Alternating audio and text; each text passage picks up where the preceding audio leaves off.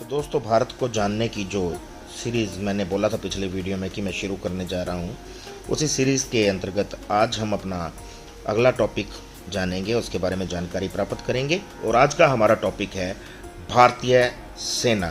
तो सबसे पहले भारतीय सेना के लिए एक जय हिंद बनता है और कमेंट में जय हिंद जरूर लिखें। इसके बाद हम बात करते हैं भारतीय सेना के बारे में। तो दोस्तों, ये बात तो लगभग सभी जानते ही हैं कि भारतीय सेना की तीनों इकाइयों के सर्वप्रमुख और सबसे ऊपर भारतीय राष्ट्रपति होते हैं, जिन्हें कमांडर इन चीफ भी कहा जाता है।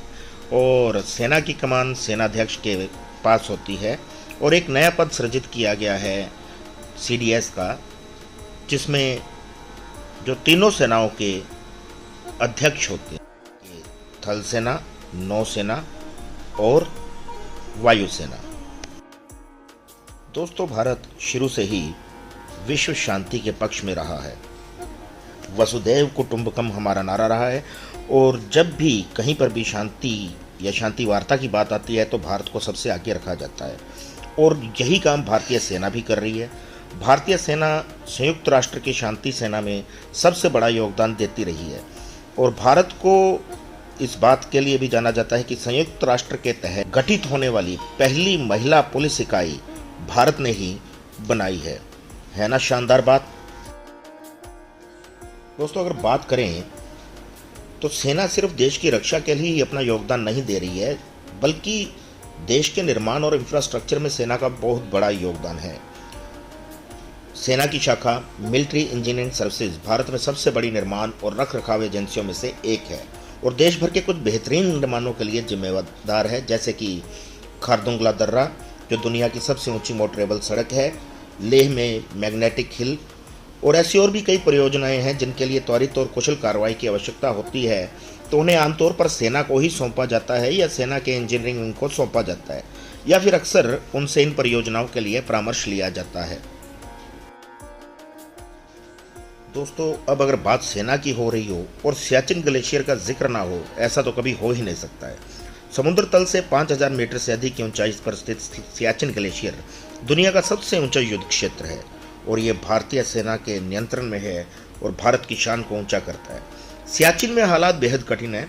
यहाँ तापमान 0 से भी 50 डिग्री तक नीचे चला जाता है और गोलियों से ज़्यादा सैनिक ठंड से मरते हैं।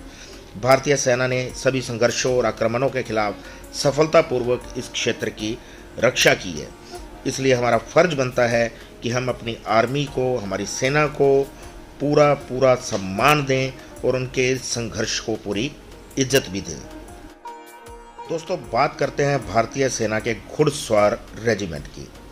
घुड़सवार सेना का जो रेजिमेंट है उसे 61वीं घुड़सवार सेना रेजिमेंट का नाम दिया जाता है और यह दुनिया की केवल 3 घुड़सवार इकाइयों में से एक है।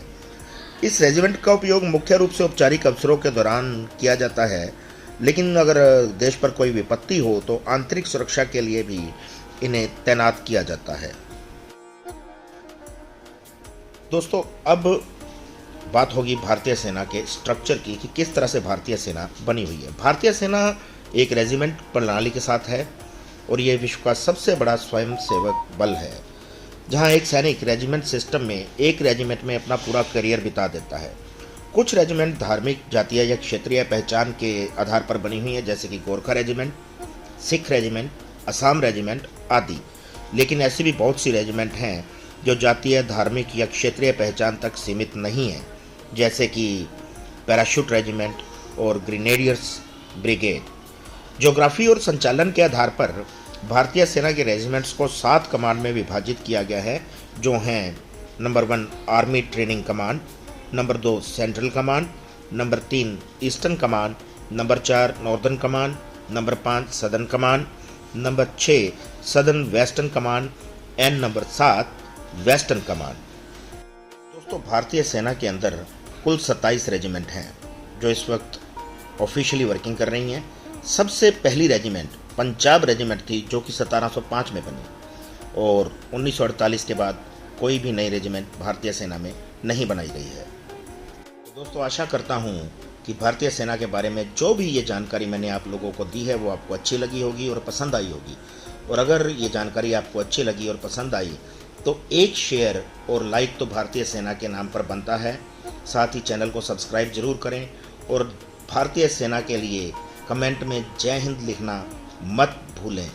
जय हिंद दोस्तों।